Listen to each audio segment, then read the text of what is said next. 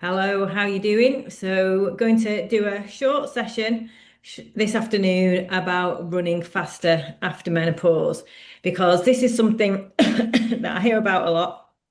And I know it's something that a lot of women experience when they're going through menopause, that they notice their speed dropping.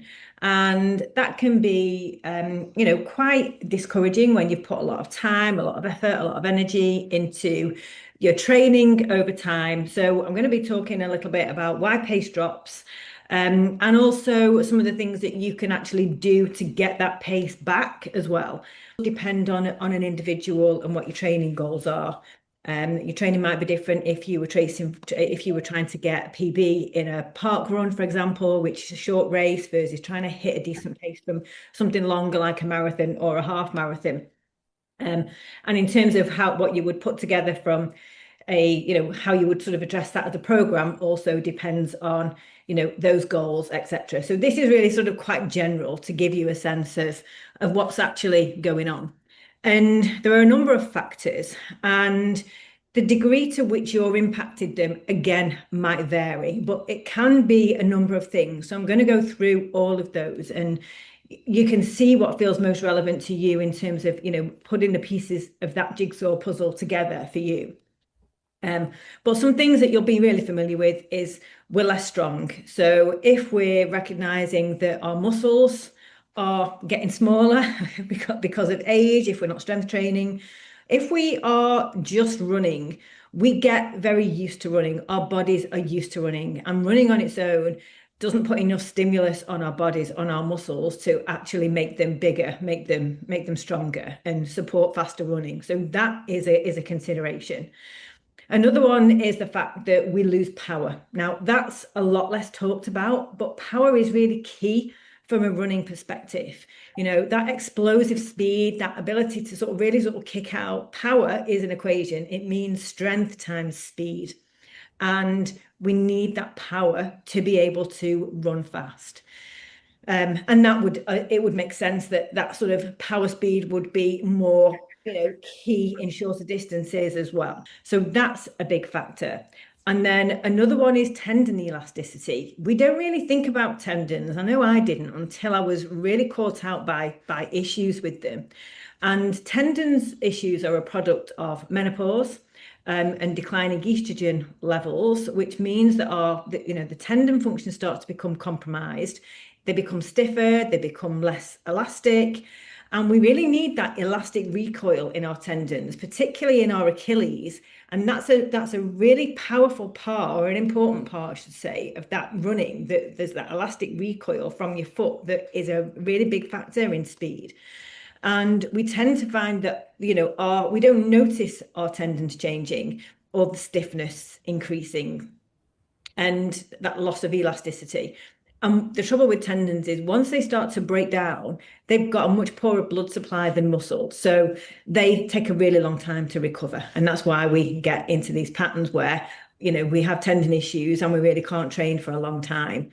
And if you do have tendon issues, while I'm on that subject, if you are training if you want to be working on your speed, then you probably need to wait until you've rehabbed those tendon issues, because speed training puts more stress on injuries and weak points. So we don't want to be doing too much speed work until we know that we're out, our bodies are strong enough to withstand that really. Sorry, I've got a little bit hay fever this morning with all the lovely spring weather. And then another thing, that if we look at the bigger picture of our bodies and how our bodies are working, we are using lots of different muscles to run. And we don't think about this. We think about the big muscles. We don't think about the many small muscles in our feet and our ankles and our calves and our shins and our hips that are really all, in an ideal world, um, working together to help us run faster and run well and run efficiently. And over time, so this is time, not menopause, we develop muscle imbalances. So, and that means that some muscles are working harder than others. So if not all of your muscles are contributing and working effectively to propel you forward and to make you run fast, then it's not surprising that you are finding that your speed is suffering, Or you might be feeling the fatigue faster because you're relying on a smaller number of muscles to be doing the same amount of work and they're just getting tired faster. And, this muscle imbalance aspect is key because something that is really common that I notice are the weaknesses that tend to creep up in the back of the body. So your glutes, which have a major role in speed, your hamstrings and your calves, these muscles tend to become, in a lot of people, inhibited and weaker. And we run forward by pushing backwards. And if we're losing strength and power in these muscles working up through the back of our body, then it starts to make sense why that speed is dropping, or running just feels so much harder. We can't get up to, we can't do the speed work anymore. So there's some things that are changing from in terms of your muscles and your muscle function, because your muscle function is about strength, it's about power, and also how bringing tendons into the equation. And then we have to look at just the general fatigue that we might be experiencing from a menopause perspective. Now, if you are doing speed work in your training, and there's two ways to think about training, building up strength first through strength work, and then adding in plyometrics later on as a sort of a second level. And that would be doing things like kettlebell swings, jumping squats, jumping lunges, and various other things. And that's you training the power in the gym. And that's us, we're in a controlled environment then where we can start to be putting the muscle under what's called good stress, or eustress is the technical term, which we're dialing up, we're ramping up the stimulus on our bodies, on our muscles, and that is forcing it to adapt. So we need to be doing this work in the gym to counter the changes that we're experiencing that are related to age, that are related to loss of estrogen, that are sending our muscle strength and power in the opposite direction. And we also can do the tendon work in the gym as well. So we're doing that in the gym. Then when we're out on a run, we'll be dividing our sessions up depending on what our goals are, and we'll be doing a speed session a week, for example. Now, whether you're doing strength and plyometrics in the gym, whether you're doing speed outside, what's true for both of those situations is you need to feel good, because you need to be able to put a lot of effort into those. There's this sort of phenomenon that with training that people fall into this sort of mindset's not the wrong word, but you're not training hard enough. You're sort of training in this middle area of quite hard, but not easy, but not hard. And quite often it's not hard enough. We don't need a lot of very hard training, but we do actually need very hard training and a lot of effort. And this is where a lot of people, I would say, we can almost wimp out because it's not nice to put that effort in. But we have to be able to put that effort in now, because that's the thing that's going to create this extra stimulus that we need to force our body to adapt when we've got less estrogen. So we need to be in a good place energetically to turn up to those training sessions and work hard. We also need to have done the groundwork to get us to those hard sessions. If you just went out today and did a really tough sprint session after listening to this, you could injure yourself.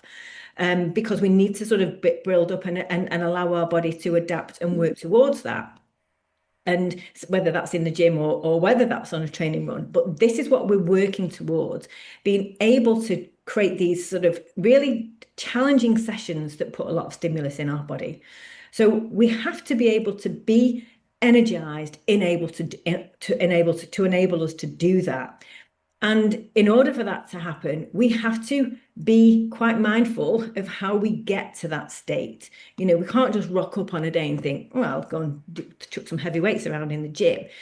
That isn't how I would work now. I would make sure I've had enough recovery days. I would be thinking about my fueling. I would be hoping I'd had decent sleep, because you need to have good mental focus, good mindset, good energy to be able to turn up to those sessions and work as hard as you need to. And a very common thing for people to do is when they're frustrated with their running progress and combining that with frustrations around body composition changes and noticing more body fat, which we don't, which bothers us if we've kept a lid on it for a long time and we see these changes. we can start to be ramping up the amount, the volume of exercise that we're doing, because somewhere in the back of our minds, we're thinking the more we do, the more calories we'll burn, the more we'll get rid of this. And that can leave us feeling quite, that can leave us without adequate time to recover. So we're not in a good place to be able to do these hard sessions. In fact, we can think, oh, it's better to just do it and struggle through it than not do it at all. It's actually not. You'd be better off having a rest and then coming back the next day with some rest and being able to put some effort into that training. So we have to look at that overall balance of how much exercise we're doing, how much recovery time we're giving ourselves. And if we're really serious about looking at increasing our speed, and that's a major goal, then it might be that we have to look at how we rationalize our training around that.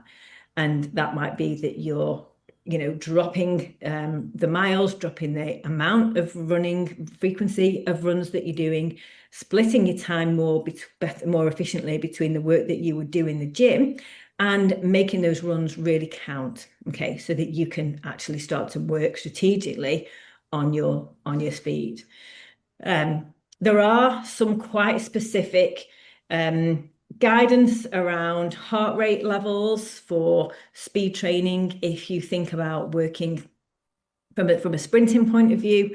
And that is when we're either working at doing like a 30-second, 20 to 30-second sprint at 100% of max heart rate, or similar, but at a slightly lower heart rate. And they do slightly different things. One's more going to be building those explosive and those power components within our muscle fibers that's going to help with the speed. The slightly lower heart rate, but still challenging, really challenging, is going to work and improve our running economy and our ability to be efficient when we run. So it's combining those things with a supportive strength and plyometrics program, and then getting the overall volume of work organized that you're doing across a week to be at a level that allows you to then recover to prioritize your speed sessions. Okay. And that's something that I think is really helpful, actually, when you're looking at how you structure your training, to think about what are your priorities. Because, we can want everything. We can want everything now. We can want to get faster. We can want to be able to run further. We want to be able to get leaner. We want all these things at the same time. But in truth, it's actually quite difficult to achieve all of those things if you're, at the same time. Okay. From the way I tend to look at things now is to be quite specific about looking at a single goal and enjoying the fact that that changes your focus, that changes your training structure, and start to really enjoy that variety. We're getting into marathon season now. There's a lot of people with runs booked in for April, it's the end of April. So this is a time where people, you're tapering down probably now rather than looking at your speed work.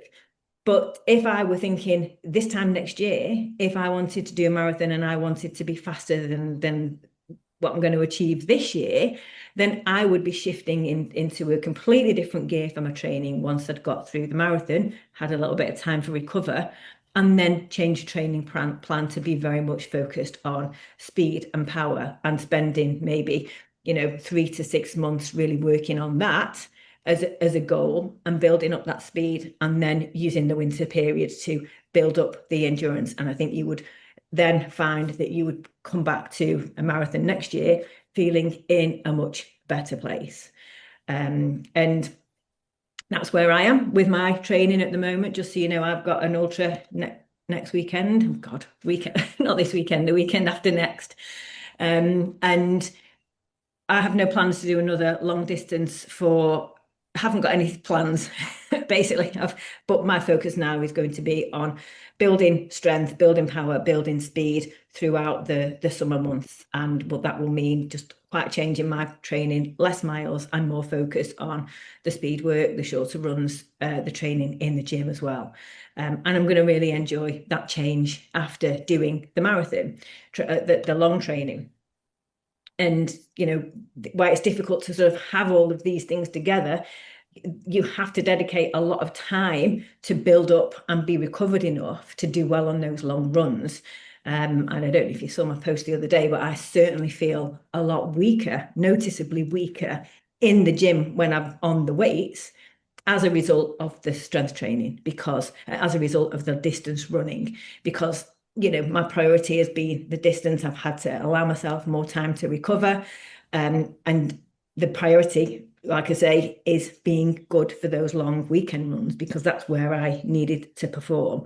So when you go for something, when you prioritize one area, you start to sacrifice another. But that's okay. I'm okay with that because I know now I'll build up the strength and I'll build up the power. And then when I start to do the come full cycle and do that loop again, if I do a longer run this time next year, as I say, I'll have built that different base of speed and my body composition will have changed. I'll have more muscle, I'll be leaner. And that's going to mean that when I go around that cycle of building up the distance again, I'm starting from a stronger base. Yes, there'll be a little bit of sacrifice again in terms of the muscle by the end of it, but I'm starting from a higher point. So that's how I think about it.